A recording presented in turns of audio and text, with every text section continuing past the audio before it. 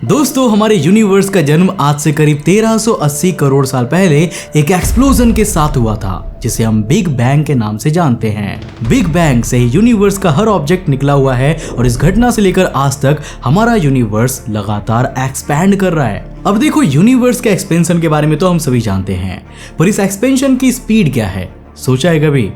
नहीं ना? वेल, इसको मेजर करने के हमारे पास दो तरीके हैं। अब लेकिन जेम्स वेब स्पेस टेलीस्कोप ने इसमें अपना क्या रोल निभाया है और इसने साइंटिस्ट को आखिर निराश क्यों कर दिया है, इसकी कहानी 30 नवंबर 2022 को पब्लिश हुए इस रिसर्च पेपर से जुड़ी हुई है। पर दोस्तों, इसको समझने के पहले हमें यूनिवर्स के एक्सपेंशन रेट को मेजर करने वाले दोनों तरीकों के बारे में जानना होगा। अब एक तरीके में हम कॉस्मिक माइक्रोवेव बैकग्राउंड यानी कि CMB का इस्तेमाल करते हैं और दूसरे में सुपरनोवा एक्सप्लोजन्स का। दोस्तों, cosmic microwave background early universe की लाइट के रेमिनेंट्स होते हैं। इन्हें आप यूनिवर्स में बनी पहली लाइट कह सकते हैं, जो कि बिग बैंग से करीब 3,70,000 साल बाद बनी थी। यूनिवर्स के हर कोने से ये लाइट धरती की ओर आती है और लॉन्ग रेडियो वेवलेंथ्स की मदद से हम इसे ऑब्जर्व कर पाते हैं। अब जिस समय वो लाइट प्रोड्यूस हुई थी, उस समय पर यूनिवर्स के उस पर्टिकुलर पार्ट का टेम्परेचर कितना रहा होगा, ये आज भी उस लाइट से पता चल सकता है। अब जैसे कि आपको ये जो ब्लू एरियाज दिख रहे हैं, वो कोल्डर रीजन्स को रिप्रेजेंट कर रहे हैं और रेड एरियाज सबसे हॉटर रीजन्स को दिखा रहे हैं। अब दोस्तों, आज हम जो गैलेक्सीज और दूसरे ऑब्जेक्ट्स यूनिवर्सेस में देख रहे हैं, वो मोस्टली कोल्डर रीजन्स में बने थे। यहाँ पर गैस पार्टिकल्स ग्रेविटी के इन्फ्लुएंस में करीब आ जाती थी और ऑब्जेक्ट्स का फॉर्मेशन करती थी, जबकि हॉटर रीजन्स में ऐसा होना थोड़ा सा टफ था। अब कंप्यूटर सिमुलेशंस की मदद से वैज्ञानिकों ने यूनिवर्स के फॉर्मेशन को समझने की कोशिश की है और इसमें उन्हें एक नहीं बल्कि हजारों लाखों करोड़ों पॉसिबिलिटीज देखने को मिली है। इन पॉसिबिलिटीज को उन्होंने अलग अलग पैरामीटर्स पर एनालाइज किया और फिर देखा कि आज के यूनिवर्स से कौन सी पॉसिबिलिटी सबसे ज्यादा मैच हो रही है। अब जब हम इस डेटा को अलग अलग टाइम फ्रेम्स में देखेंगे तो हमें ऑब्जेक्ट्स की पोजीशन का अंदाजा लग जाएगा और इस डेटा की मदद से हम यूनिवर्स के एक्सपेंशन रेट का एस्टीमेट लगा सकते हैं। अब ये तो हुआ एक तरीका।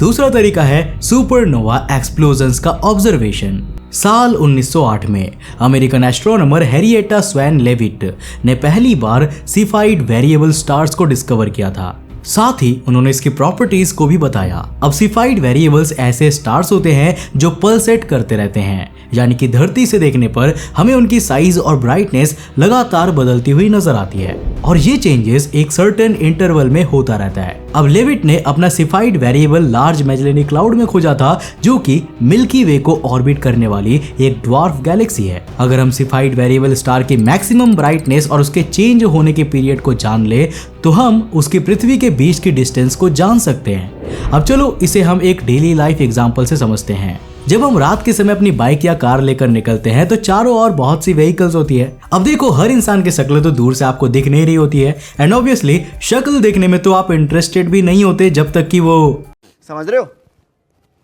आप समझ रहे हो।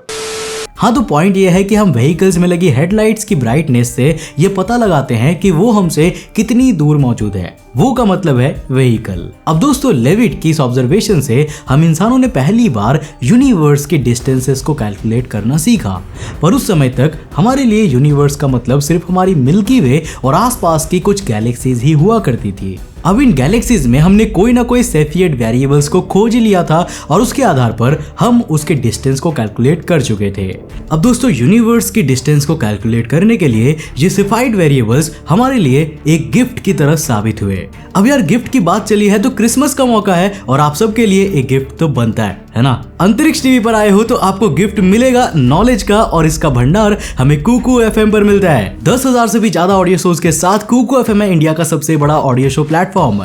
अब इस फेस्टिव सीजन में कुकू FM सैंटा की तरह आपके लिए शानदार ऑफर लाया है, जिसमें आपको इसका मंथली सब्सक्रिप्शन सिर्फ और सिर्फ 39 रुपीज में मिल रहा है। मतलब पूरा 60% का फ्लैट डिस्काउंट। डिस्क्रिप्शन में दी गई लिंक से कुकू FM ऐप को डाउनलोड करो और सैंटा 60 इस कूपन कोड का यूज करके अभी इस ऑफर का फायदा उठाओ। लेकिन हाँ भाई, जल्दी करना क्योंकि ये ऑफर वैलिड है सिर्फ 24 और 25 दिसंबर के लिए ही। 25 दिसंबर के बाद अगर आप मेरा कूपन कोड ATV50 यूज करोगे तो आपको 50% का फ्लैट डिस्काउंट मिलेगा ईयरली सब्सक्रिप्शन पर। Now back to the topic. लेकिन आज हमारे लिए यूनिवर्स करीब 9300 करोड़ लाइट ईयर्स में फैला हुआ है और इतनी दूर की गैलेक्सीज में तो हम सेफियड वेरिएबल्स को खोज ही नहीं सकते। इसके लिए भी वैज्ञानिकों ने एक जीनियस सॉल्यूशन निकाला। उन्होंने ऑब्जर्व किया कि आसपास की गैलेक्सीज में जब टाइप 1a सुपरनोवा होता है तो उसकी ब्राइटनेस हमेशा एक सी दिखाई देती है।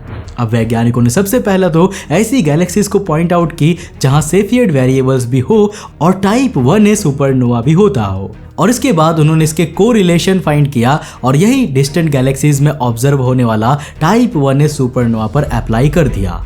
अब इससे हमें डिस्टेंट गैलेक्सीज और धरती के बीच की डिस्टेंस का अंदाजा हो गया और उनसे आने वाली लाइट का स्पेक्ट्रम ऑब्टेन करने पर हमें उस लाइट का रेड शिफ्ट भी पता चल जाता है। मतलब कि पहले हमने एक ऐसे गैलेक्सी को खोजा जहां पर टाइप 1a सुपरनोवा भी हुआ था और साथ ही साथ सेफाइड वेरिएबल भी था, और उसके डिस्टेंस को माप करके हमने अपना एक यूनिट बनाया और उसी के बाद हमने दूसरे गैलेक्सीज में टाइप 1a सुपरनोवा को खोजकर उस यूनिट के माध्यम से उनके डिस्टेंस को नापा, जस्ट लाइक एक सेंटीमीटर बनाकर, और बाकी डिस्टेंस को उसी सेंटीमीटर के अकॉर्डिंग और आगे बढ़ाकर हमने डिस्टेंस नापा। अब इन दोनों के बीच ग्राफ प्लॉट करने पर हमें यूनिवर्स के एक्सपेंशन की रेट मिल जाती थी, पर जब हम इन दोनों तरीकों के ग्राफ्स को एक साथ रखते हैं तो इनके एस्टिमेट्स में जमीन आसमान का अंतर देखने को मिलता है। अब इसी डिफरेंस को हम हबल टेंशन कहते हैं। लेकिन अब सवाल उठता है कि आखिर ऐसा होता क्यों है?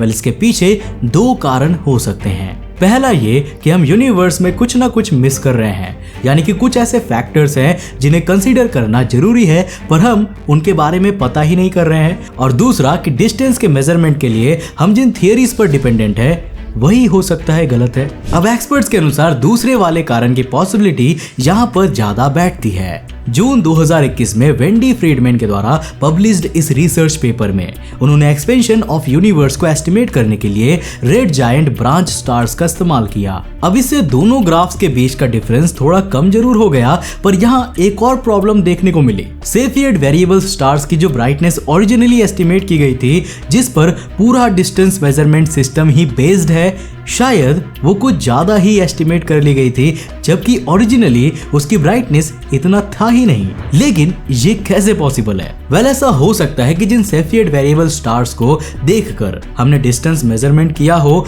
वहां पर एक नहीं बल्कि दो स्टार्स मौजूद हो। मतलब जरा इस एग्जांपल से समझो, ये रहा मेरा टेलीस्कोप और ये रहा सेफियड वेरिएबल स्टार, बिल्कुल सीधी लाइन में। अब अगर मैं इसके जस्ट पीछे बिल्कुल सीधी लाइन में इसे थोड़ी सी बड़ी साइज का स्टार रख दूं तो मेरा टेलीस्कोप उन दोनों को एक ही स्टार कंसीडर करेगा, क्योंकि अभी तक हमारे पास जो टेलीस्कोप थे इंक्लूडिंग हबल स्पेस टेलीस्कोप, वो इतने पावरफुल और हाई रेजोल्यूशन वाले थे ही नहीं कि वो इस डिफरेंस को ऑब्जर्व भी कर पाए। पर दोस्तों, क्या आप जानते हो कि जेम्स वेब स्पेस टेलीस्कोप ऐसा कर सकता है? इनफैक्ट वैज्ञानिकों ने जेम्स वेब के थ्रू पहले ही साल में यह प्रोजेक्ट कंप्लीट करने का लक्ष्य भी बनाया है। अब इस प्रोजेक्ट में जेम्स वेब के नीर कैम के जरिए मिल्की वे के आसपास की 11 गैलेक्सीज को ऑब्जर्व किया जाना है। अब इसमें यूनिवर्स के एक्सपेंशन को 3 अलग अलग मेथड से एस्टिमेट किया जाएगा, सेफियड वेरिएबल्स के through, red giant branch stars के थ्रू और कार्बन स्टार्स के थ्रू। अब इनसे हमें 3 अलग अलग एस्टिमेट्स मिलेंगे और इनकी मदद से हम यूनिवर्स की डिस्टेंस को रिवाइज कर पाएंगे और ये पता लगा पाएंगे कि जो आज तक हम सही मानते थे, क्या वो डिस्टेंस सही भी है। अब आपको जानकर खुशी होगी कि 5 नवंबर 2022 को इनमें से एक गैलेक्सी NGC 1365 को ऑब्जर्व भी किया जा चुका है। अब इस गैलेक्सी का कुछ एरिया पहले हबल स्पेस टेलीस्कोप से भी ऑब्जर्व किया गया था। अब इस एरिया में करीब 38 सेफियड वेरिएबल स्टार्स मौजूद है। 30 नवंबर 2022 को पब्लिश हुए इस वाले रिसर्च पेपर में इसी के बारे में बताया गया है। दोस्तों, वैज्ञानिकों का प्लान था कि जब हम हबल और जेम्स वेब के डेटा को कंपेयर करेंगे तो हमें सेफियड वेरिएबल्स की ब्राइटनेस में थोड़ा सा डिफरेंस देखने को मिलेगा, पर शॉकिंगली ऐसा कुछ नहीं हुआ। अब दोस्तों, यहाँ पर आप लाल रंग में जेम्स वेब के द्वारा ऑब्जर्व्ड सेफियड वेरिएबल्स को देख रहे हो और ग्रे कलर में हबल के रिजल्ट्स मौजूद है। नाउ कीप इन माइंड कि जब हमने हबल से इन्हें ऑब्जर्व किया होगा तब ये डिफरेंट पोजीशन और डिफरेंट फेज ऑफ ब्राइटनेस पर होंगे, पर अगर इन सभी फैक्टर्स को कंसीडर करके दोनों टेलीस्कोप के ऑब्जर्वेशंस में मिले एक्सपेंशन रेट के स्लोप्स को देखें तो हबल के लिए इसकी वैल्यू 25.74 थी और जेम्स वेब के लिए इसकी वैल्यू 25.72 है।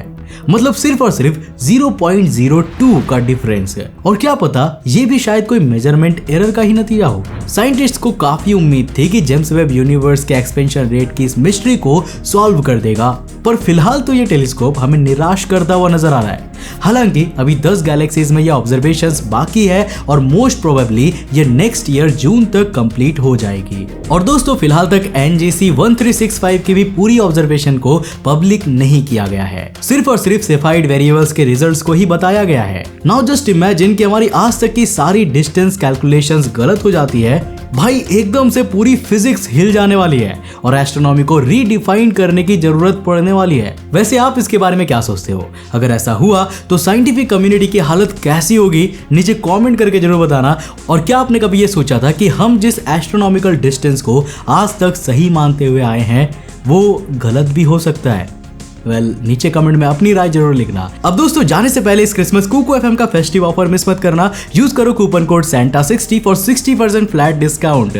लिंक डिस्क्रिप्शन बॉक्स में है। दोस्तों मुझे उम्मीद है कि आपको ये वीडियो जरूर पसंद आया होगा। अगर पसंद आया तो आपको डेफिनेटली ये वीडियोस भी जरूर पसंद आएंगे। इनको जाकर जरूर देखना। मैं मिलता हूँ आपको नेक्स्ट एपिसोड के साथ, तब तक के लिए बाय, जय हिंद।